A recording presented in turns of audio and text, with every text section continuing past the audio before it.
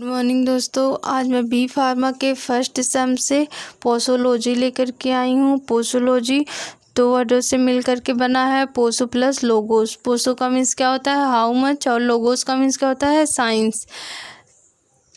10 number का ये आता है, पक्का आएगा, हर साल आता है, तो इसलिए इसे मोस्ट इम्पॉर्टेंट मानकर। It is a branch of science, या साइंस की एक ब्रांच होती है जिसके अंदर क्या करते हैं हम मेडिसिन की डीलिंग पढ़ते हैं, डोजेज ऑफ ड्रग कि कितनी क्वांटिटी में हमें डोज और ड्रग को क्या करना है, लेना है। Which of the with dose और quantities of the drug which can be administer to patient to get, patient हमारा उसे कितनी क्वांटिटी में ले, उसके लिए इनमें क्या होता है हम इसके बारे में पढ़ते हैं। जैसे 5 ml, अगर हम 5 ml लेंगे तो थेरापेटिक इफ़ेक्ट देगी, अगर उससे ज़्यादा लेते हैं तो यह क्या करती है हम सबको थेरापेटिक इफ़ेक्ट की बजाय पॉइजनस फॉर्म कर लेती है। जैसे अभी खाना खाओगे, एक लिमिट में खाओगे तो तुम्हारे लिए अच्छा रहेगा, लेकिन जब ओवरडोज हो जाएगा तो क्या करेगा वो, तुम्हें ही प्रॉब्लम, तुम्हारे लिए ही प्रॉब्लम्स क्या कर देगा, क्रिएट करने लगेगा। और अब हम आगे देखते हैं एज, पेशेंट की एज कितनी होनी चाहिए। तो अगर हम पेशेंट की एज देखें तो क्या होता है चिल्ड्रेन या ओल्ड, हमारे जो चिल्ड्रेन और ओल्ड होते हैं ये क्या होते हैं, अगर ज़्यादा वैसी दवा है तो उससे क्या नहीं कर पाते हैं, एक्सक्रीट आउट नहीं कर पाते हैं, तो इनको हमें कैसी दवाइयाँ देनी पड़ जाती हैं, लाइक जैसे उतनी हार्ड नहीं देनी चाहिए। तो जैसे हमारे ये चिल्ड्रेन हुए, टोलरेट, बेलाडोना एंड इथेनॉल, कभी भी लिखो तो एग्जाम्पल दे करके लिखना, बहुत अच्छे मार्क उठते हैं। आगे देखते हैं।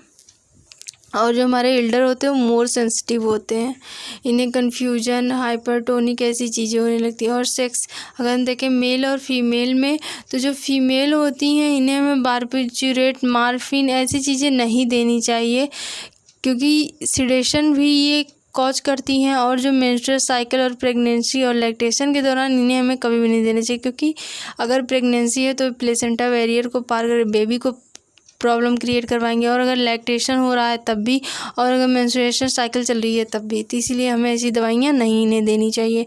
ड्रग लाइक जैसे स्ट्रॉन्ग परगेटिव ऐसी दवाइयाँ, और कुछ एग्जाम्पल हैं इनके, जैसे drug which cross placenta like alcohol, barbiturate, narcotic, ये सारी दवाएं, और सम कैप्सूल्स भी। बॉडी वेट अगर हम देखें, average dose is maintain either is the mg पर किलोग्राम बॉडी वेट, ये जो होती है single dose of the adult 5 to 100। अब जेनेटिक मेकअप देख लें, जेनेटिक मेकअप का भी बहुत ज़्यादा है इसमें इम्पॉर्टेंट। उसके बाद tolerance, a large dose of the drug is required to the elicit normal therapeutic response. This phenomena is called tolerance.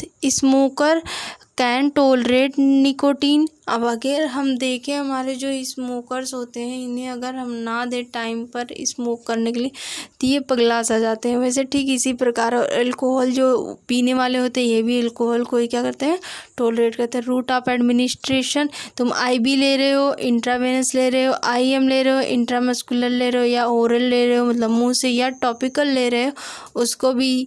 और dose of the requirement, dose की रिक्वायरमेंट कैसी है वो बताता है। Intravenous dose is less than oral dose because direct administer in the blood. अब हमारी जो इंट्रावेनस होती हैं इन्हें हम कम डोज की लेते हैं, क्योंकि अगर तुम पहले दवा खाओगे ओरल मुंह से खाओगे पेट में जाएगा तो कुछ टाइम लेगा, लेकिन जो हमारी जो आईवी होती हैं ये डायरेक्ट तुम्हारी वेंस में जाती हैं जहाँ से ब्लड क्या करता है, फ्लो करता रहता है।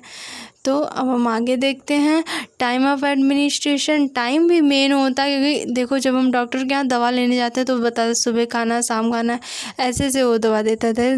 The response of the food in stomach delay absorb of the drug rapidly absorption in the empty stomach. अगर हमारा पेट खाली है तो उतना अच्छा एब्जॉर्प्शन नहीं होगा। अगर हम तो फूड खाने के बाद थोड़ी देर बाद ड्रग्स लेते हैं तो एब्जॉर्प्शन अच्छा होता है, ऐसा इसमें बताया गया। आयरन हो गया, आर्सेनिक हो गया, cod liver be always given after meal, हमेशा मील के बाद ही दी जाती हैं ऐसी दवाएं।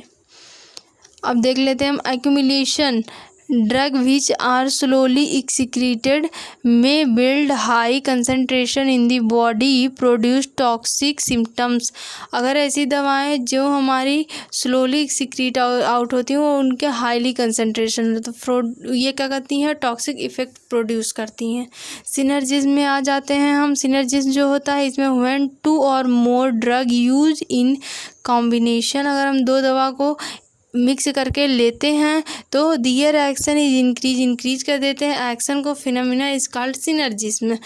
जैसे हमारी क्या हो गई, 2 दवाएं होती हैं हमारी प्रोकेन एंड एड्रेनालिन, कंबाइन करके अगर हम इन दवाओं को लेते हैं तो ये क्या करती हैं, इंक्रीज कर देती हैं duration of the action of procaine. या क्या कर देते हैं, प्रोकाइन के वो ड्यूरेशन को क्या कर देते हैं, तेज कर देते हैं। एंटागोनिज्म व्हेन 2 और मोर drug use combination for they will interact effect of one both drug decrease. अगर ऐसी दवाओं को हम लेते हैं जो दवाइयाँ हमारी क्या करती हैं, एंटागोनिज्म मतलब एक दूसरे के साइड इफ़ेक्ट देती हैं, जैसे उनकी जो रिक्वायरमेंट, जैसे वो दवा ज़्यादा इफ़ेक्टिव है उसको क्या कर दें, लेस इफ़ेक्ट कर दें, ऐसी दवाएँ होती हैं। तो इनके बारे में हम देख देते हैं। जैसे एड्रेनालिन हुआ, एसिटाइल कोलिन हुआ, ये दोनों क्या करती हैं, एक दूसरे को लेस इफ़ेक्ट कर देती हैं। फिर आ जाए हम आइडियोसिंक्रेसी में, व्हेन एक्स्ट्रा ऑर्डिनरी रिस्पॉन्स, जो extraordinary response to the drug which different from in the characteristic pharmacological action in the called idiosyncrasy. जैसे एस्पिरिन हुआ अस्थमा के लिए, मॉर्फिन या बार्बिटूरेट सेडेशन के लिए। और हम देख लेते हैं अब tachyphylaxis, when certain dry drug are administer rapidly at a short interval cell response. अगर हम किसी दवा को जैसे लगातार ले रहे हैं, इसका मतलब यही है कि अगर हम किसी दवा को लगातार ले, वो अच्छे से वो वर्क नहीं करेगी, वो क्या कर देगी, मास्ट सेल की जो नर्व्स होती हैं उन्हें ब्लॉक कर देगी और फार्माकोलॉजिकल एक्शन को क्या कर देगी, डिक्रीज कर देगी।